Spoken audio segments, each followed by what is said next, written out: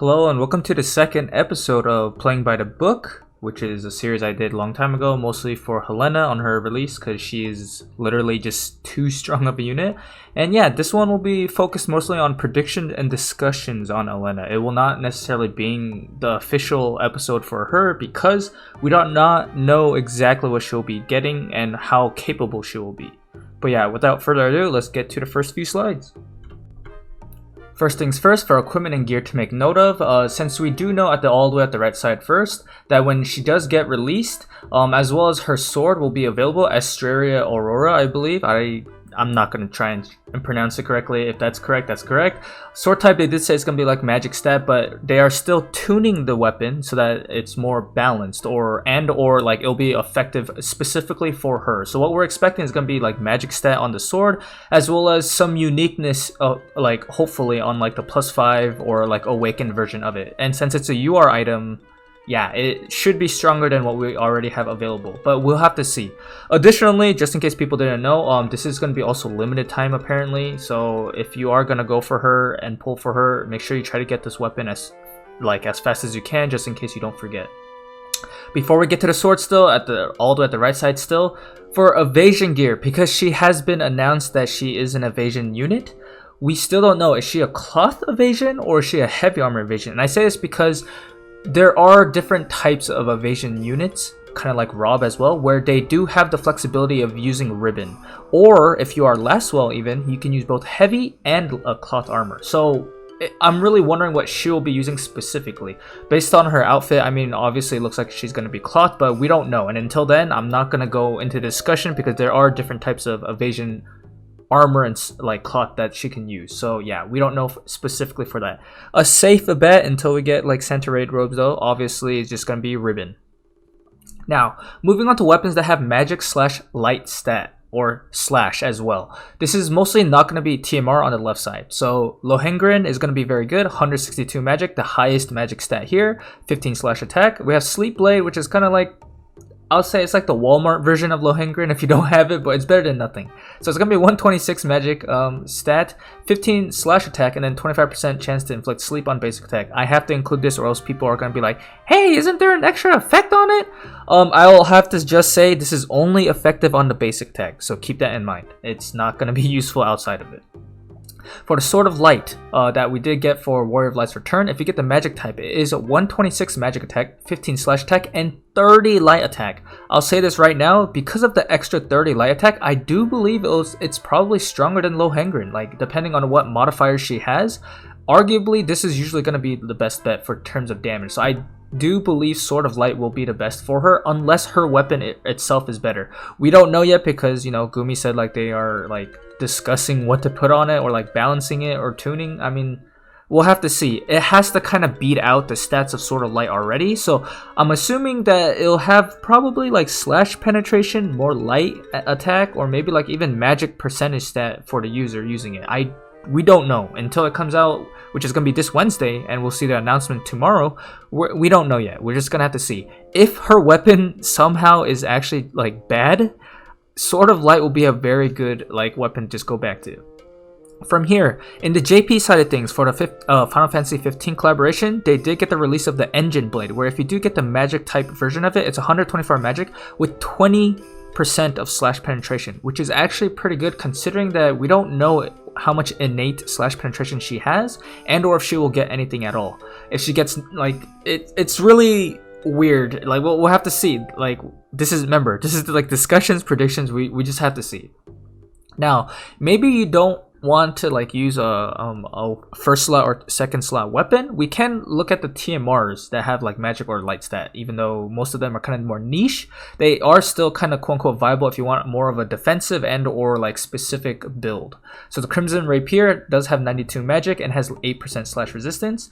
The Glinting Swords has 112 magic, 30% AP acquired up as well, so this could help her gain a lot more AP if you need it. And then we have the Prancing Spider. I thought it said Saber, but I think I re-looked at it again, it said Spider, and I was like, okay, well, I mean, guess that's what it says. It's 108 magic, and you have a 15% chance to lower the spirit by 25, which is a huge amount, but remember, still a percentage chance, and it's a basic attack oriented only. And then from here we do have the Vermilion Sword, which is 96 magic, and then you get 15 magic attack, which is, I mean, it's not bad, but most of her hard-hitting abilities will be slash. And here are for abilities, passives, and more other things. So first off, before going to the abilities, let's talk about master abilities first. First off, what will she be getting? Obviously, she does have a lot of choices, and then before we look at what she can get, let's look at what other things exist right now. So the 100 cost evade unit, which is Zazan, or light unit, which is currently Jaden. We're not going to talk about Thancred. I know he exists, but it's really sad what he has. But these are the more updated units that are 100 cost. So for Jaden specifically, you know, everyone has their mono element one more updated units, so I'm not really putting that in there. We're looking more at their additional portion of their master ability. For Jaden specifically, because he is a mage slash like missile magic missile attacker, looks like he got missile resistance up as well as AP consumption down for himself. So this is probably because he doesn't actually start with high AP because he's not the traditional mage, and he still either needs bells and or AP generation, so the AP consumption makes sense. I'll be honest, I don't see why the missile resistance is up for him specifically, because that really just feels like it just got slapped in there, so I can't really comment too much on it. Now for Zazan, specifically Zazan, we know he is 100% only slash damage. However, he does have that innate slash resistance penetration for 20% for himself, as well as an evasion rate up for himself because he is an evasion unit. Keep in mind here, there are like other jobs and like evasion units, etc. that are here, but these are mostly just trying to look at more of the relations they might have to Elena. So this is possible that Elena can get slash penetration here. She can get AP consumption. She can get a resistance to something. We don't know. However, I will say because she is advertised as an evasion unit, we can guess with high probability that she will get increased evasion rate by like 5, 10, 15, 20. I don't know how much they'll give to her. Like we know that will be coming in for her. Now for other cost evade units that are not 100 cost, we do have 2B who has only just 10 evasion rate for herself on master ability. We have Farm, well we don't have her yet, but she will be coming out for water. She's a water ninja. She gets 15% defense penetration as well as 5% evasion rate. So from here, if we keep going as well, Venera is going to be at 10% evasion, and then she gets 10% attack because it's to basically help her damage out. So that means they're expecting Venera to do more damage and be evaded at the same time. Specifically for Katone, she has just the fattest amount of evasion rate right there. You get 15, which is higher than everyone else. She doesn't get as much damage though, or etc. because probably they're thinking about you have to use it with her passives because she does have self-sacrifice in that regard. So now, returning to Elena on her master ability. What could she get? Well, we obviously know evasion rate is a high chance of what she can get. Slash penetration, I know Zazan has it, but we don't know if light units will get it because it might shift the meta, like, well not meta, but it might shift the amount of damage potential she can do to a high amount, especially because we do have the engine blade, which is coming out later in the Final Fantasy 15. If she was gained like 15 or 20% slash resistance penetration and she used the engine blade specifically, that is a lot of slash penetration right out the gates. Specifically for Zazan's situation, because he is limited to ninja blades, like the Sasuke blade right now is his main weapon in terms of damage, he doesn't have those other options, so you have to keep that in mind.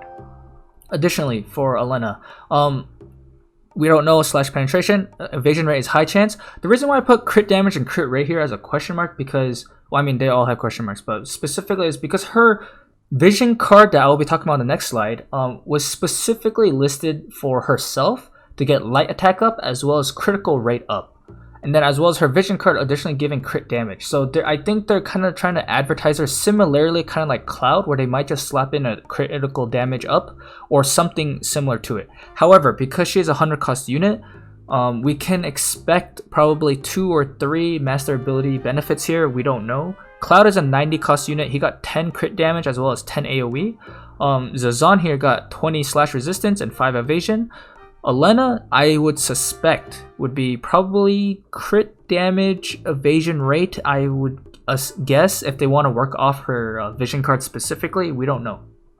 It's also possible she can get magic percent up just because of, who knows, maybe her base magic is not high enough or her magic stat is not high enough and they want to put it more on her master ability. So you can build up more evasion instead of that magic stat instead. Now before we talk about abilities, let's go to passives. So passives, we don't know what her main job passive is. Like, there's no way to tell. We'll have to find out. It's highly probable because just like the other units, they have something for their main job, which is going to be increasing either their evasion or their main like purpose. Obviously for Zazan, he has his, I believe it was like sharpened blade evasion or something, I forgot what it was called. 2B has blade soul. Farm the ninja does have shadow runner for a more luck stat. There is literally evasion up for who is it, Venera, and the Katone has it for Shadowrunner as well. And because we don't have a ninja subjob here specifically, it's possible that Elena even could get like luck percent up, like on her master ability. I didn't include it, but it actually makes sense. Or they can give her more flat evasion instead, and you have to work off her vision card that gives luck stat instead. So yeah, it's in my opinion, I do believe she'll probably get evasion here. Agility, we don't know.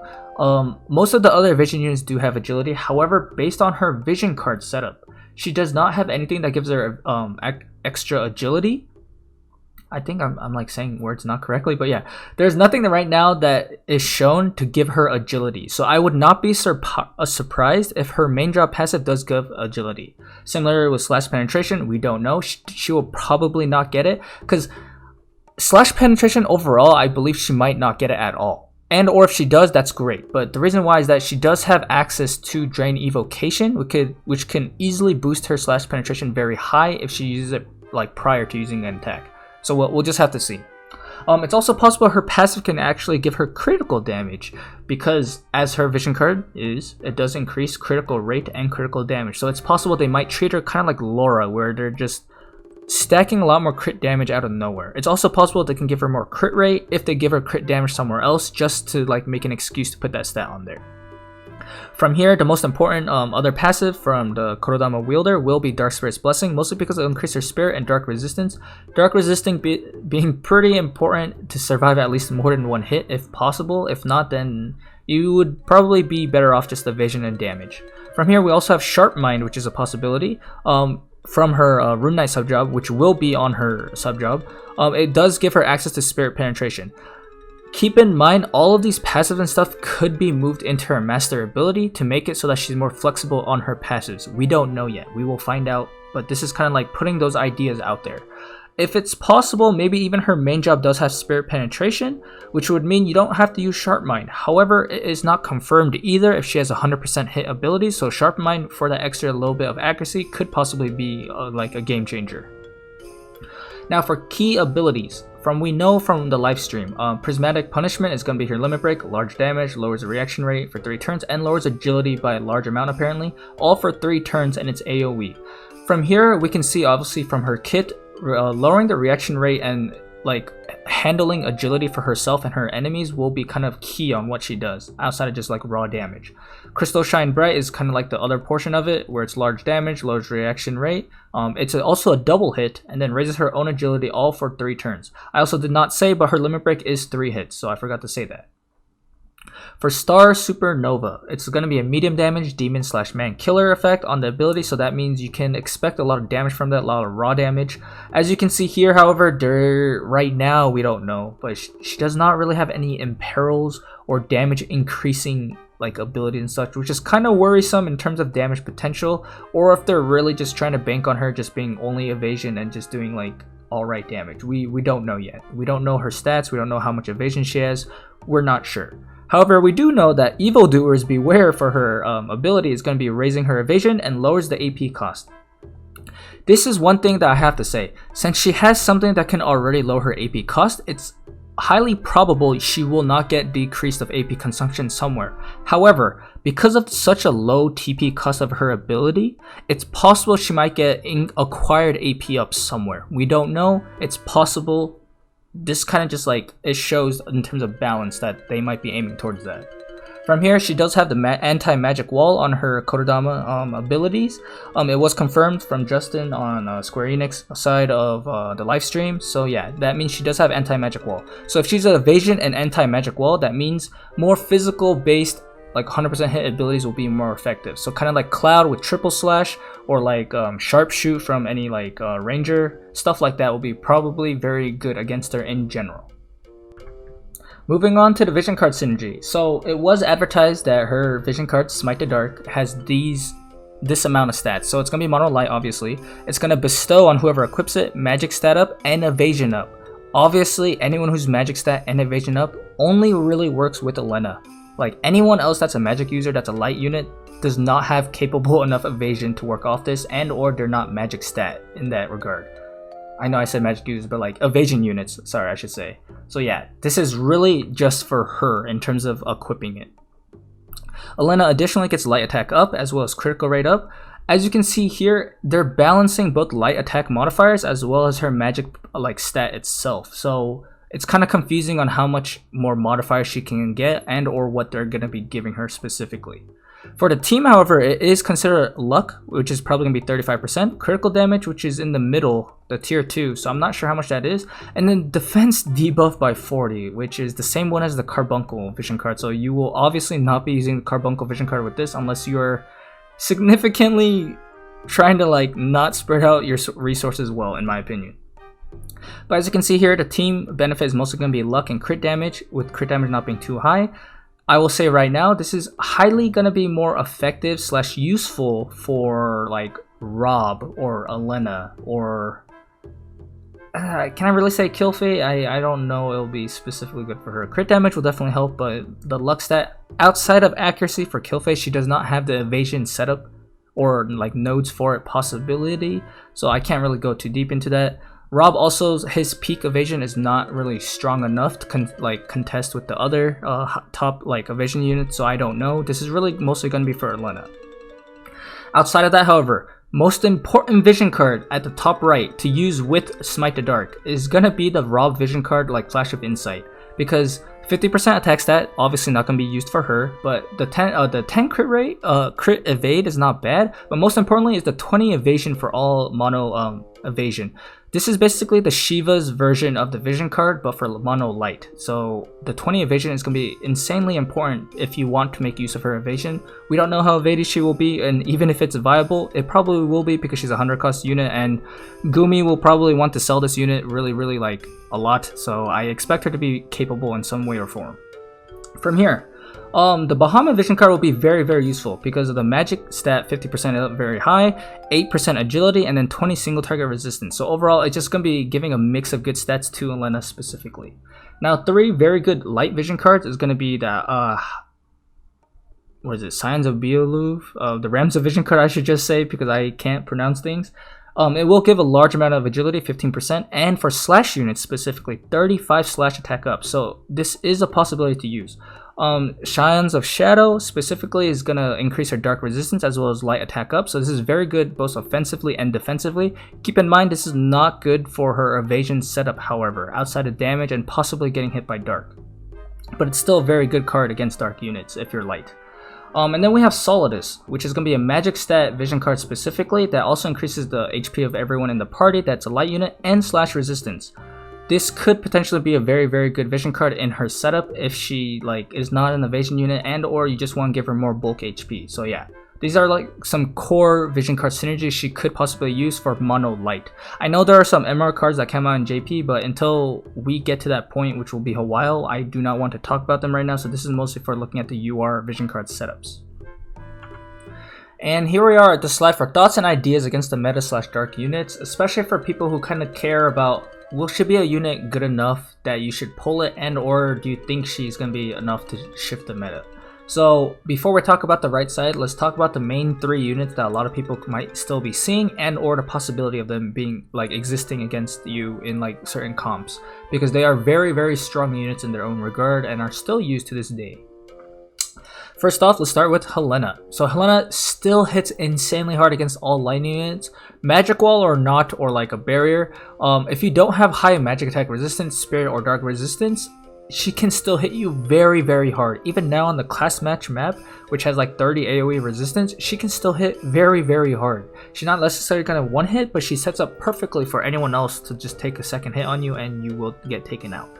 Also, because Elena has no confirmed barrier break as of yet, it could make it very difficult to return kill a Helena if she has her TMR on.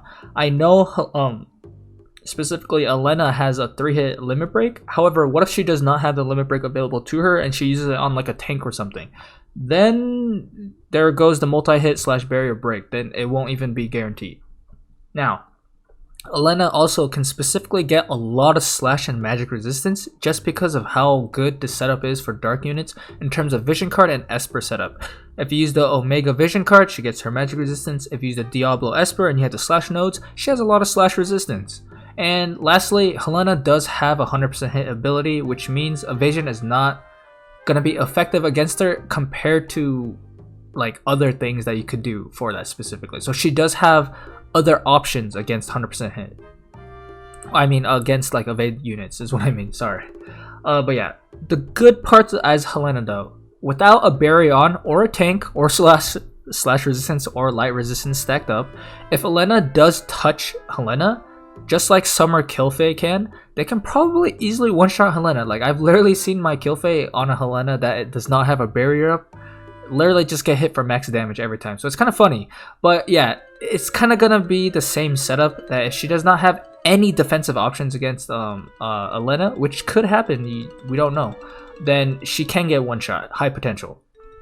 Now due to possible high evasion, it is possible, like if Elena maybe has like literally like the highest tier evasion, just maybe, we don't know, she can dodge all the chip and AoE damage that Helena can output, and it will force a situation where Helena has to use her 100% hit ability onto her. And if you have a tank in tandem with Elena and Elena does not get hit and the tank's still alive, she will never use it on Elena until your tank is dead and or the hate like pressure is gone. So yeah, it is possible for Elena, if she is super evadey, to never actually get hit. Also, lowering the reaction ability prevents possible damage distribution. I'm sure some people have seen it. If you ever hit a Helena really hard but she survived and then she damaged distributions, she just heals it back up and you're insta dead sometimes. Yes, I've seen that. It's a horrible feeling, but this makes a guarantee if she does have damage distribution on and Elena uses her reaction ability lower ability, then yeah, you won't see that as often. Now let's move on to Dwayne. I don't want to talk too much about each unit because there's so much to talk about. I'm just trying to keep this a little bit shorter before this video gets to like 30 minutes or something. So yeah, Dwayne specifically, similarly without high defense on Elena or slash or dark resistance, Dwayne can easily take out all light units, Elena included, in a single hit as well. Like especially if there's a dark chain and peril has occurred, especially from Helena if they're used together. Just keep in mind from this, because Elena was specifically quote-unquote given a magic barrier, we can highly suspect there is no physical barrier. And Dwayne, like Helena, can easily build up slash and magic resistance due to their vision card and Esper setup without losing damage. And I say specifically magic resistance because I know some people are like, hey, why are you talking about magic resistance? She's slash. She still has magic attack type options from her Kododama and maybe even like other abilities on her main job, we don't know, as well as drain evocation. So that's why I can't leave out that possibility. Now, the good part about going against Dwayne's, first off, there is no innate accuracy on Dwayne that can help touch Elena if she has high evasion. Additionally, if you're not using the proper accuracy build for Dwayne, which is like either Alex Ring or White Marshmallow and or with the Helena vision card to give dark units more accuracy, there is no chance Dwayne is hitting an evasion unit. There is no chance. So if they are not built properly for it, Elena is going to literally dance circles around Dwayne. From here, because Dwayne does have a base of 0 spirit, that means without slash resistance or light resistance specifically, Elena can easily deal high damage to Dwayne in terms of damage, especially due to hitting his magic defense area. And I know it's spirit, but it's hard to like describe magic defense specifically, but yeah. Also, lowering reaction ability prevents possible Dragon's Blade from proccing. If same thing as Helena, damage distribution, Dragon's Blade is kind of like the melee version of it. But yeah, this is specifically for that. And yes, I've seen my Helena, I mean not my Helena, but my Summer Killfei as well. Summer Killfei does so much damage, but she dies like so quickly against Dark in general. But yeah, Killfei can easily kill Dwayne as well. Like because she does have defense penetration, but that means Elena will do more damage to Dwayne compared to Summer Killfei. So if your Summer Killfei is one-shotting Dwayne and you're happy about it, Elena high chance will do the same, but with a little bit less effort, if anything as well. So yeah, it's gonna be kind of cool to see if it gets to that point. We'll have to see once Elena's out. And lastly, one of the most meta OP tanks in my opinion in the game, still one of the best tanks in the game if we're like taking these like he doesn't even need much investment for slash resistance, and he still has good slash resistance. And yeah, this is just one of the things. King Mont, still one of the best tanks. His slash resistance is very high as a base amount, and you can easily raise it even more, especially if you're gonna use like Demon Wall or like another Vision, like another Esper or anything that has slash resistance. You can easily just stack it up. And until we find out if Helena has slash resistance penetration or not, slash resistance is gonna be very effective against her currently. Also, King Mont actually can get very high accuracy depending on his setup. Like if he uses Night, like it really depends on your setup. If he does use Nightblade Mastery and Shadowrunner, he actually has pretty high accuracy. It's pretty nice to see. Also, because he can inflict the Berserk very easily onto mages / high faith units without resistance. If they have high resistance to it, they'll be like more or less okay on the average. If they don't have it, he can easily Berserk them, and you are kind of, I'm not gonna say you're disabled for 3 turns, but you are doing nothing important for 3 turns. You're just auto attacking, and most people do not auto attack too hard compared to what their abilities can do. Now the good parts though, however, most people are probably using his hate passive up, which you should be using if anything, and either Shikuchi or like Shadowrunner or something for like some Berserk cheese. So without an actual accuracy setup, even if Mont has Limit Break and he uses it, if it does not hit Elena, it does not Berserk Elena. Keep that in mind. If her evasion is capable enough, she can just evade it completely, and Mont is not really a factor against her in that situation. If Mont neglects his slash resistance or his spirit, because he does, similarly like Dwayne, have 0 spirit base, Elena can like hit one of the good weak spots of King Mont, which is going to be single target and magic damage in general. Not magic attack specifically, but magic damage in general, because he has 0 spirit. This is a good thing. So like it is possible that if Elena does have strong single target hits, it will be very good. And because Mont can stack up AoE resistance very easily, especially against meta units like Helena, he can actually mitigate a lot of that damage, but not single target as easily. This means if, as I said, if Helena does have high damage single target hits, she can hit Mont for a significant amount, especially chaining it if anything. Now, here we are at the right side. Just talk super brief about them, what we could or should think about. There's high accuracy / luck units or 100% hits. If Garfel gets his EX soon, I'm gonna cry, but Elena will literally be crying like going against him specifically because of his detonation blast. Especially if he is EX'd, you can expect units to get deleted quite quickly. I mean, he didn't get his EX yet, but if he does, I mean, even prior to it, he does a lot of damage already still. Yeah, but there are very high expectations of him. Oberon. Not only does he have a 100% hit ability, it's also Pierce, and he's physical damage, which is high. Like, he does high physical damage. It is possible for him to probably one-shot Elena if she does not have good Pierce resistance. We'll have to see. Lastly, we do have Ruin Stern, or Knight of Ruin Stern. Once he gets his EX, he is known for one of the highest luck stats also in the game as well, so that means he's not only evading himself, but also has high accuracy. And Roar of Ruin, his ability that gives him 40 more accuracy on top of that, if you had even an Alex Ring additionally equipped on that, you're seeing very high accuracy / evasion unit right there. Additionally, Jaden specifically, just because he exists, he does have a 100% hit ability, so he can hit Elena even if she is very highly evaded.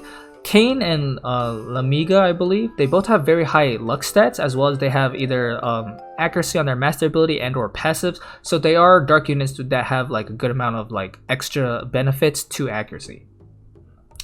Here are some other evasion matchups that you do kind of have to look out for and or if they exist. Katone, Venera, Zazan, Lara Croft, 2B, Tifa.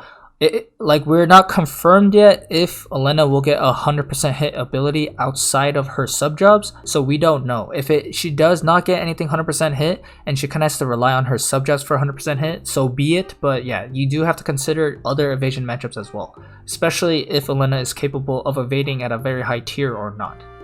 And lastly, some units that came out in JP we don't have yet, obviously. I mean, even above, Oberon's not out yet. The EXs are not out yet for the units, but it's just for like future proofing.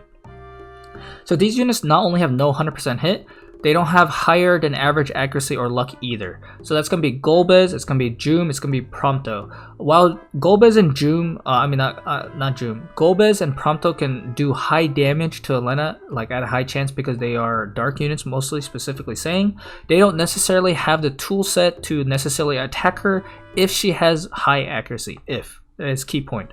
Joom, She kind of sits in the same situation as King Mont. She does not have as accuracy as high as him, however, same with luck, even with the same setup. She does, however, have very high slash resistance, so it is something to consider, as well as just that type of matchup. Slash resistance will be effective against Elena on the average. We'll have to see if she gets slash penetration at all. And yeah, this is the thoughts and ideas against meta slash dark units and some future situations. And we arrived to the end of the video. As always, thank you guys all for watching. Please leave a like, subscribe, or like a comment. And I hope I didn't leave anything out. If I did, I'll probably put it in the next video on like her Elena's analysis, which will be coming out probably Wednesday when we get her information coming out. If anything, tonight at reset for Monday reset, we will be getting her information in terms of unit release slash probably like a little bit on her banners, like Chocobo Expedition, all that stuff, which I will not be covering. However, if they give us any more new information, I might do a small preview of her similarly like I did for Summer El Sorel. It depends on how important or like game changing it is. We don't know. But yeah, until then, until next video, which I hope you guys might enjoy. Peace out.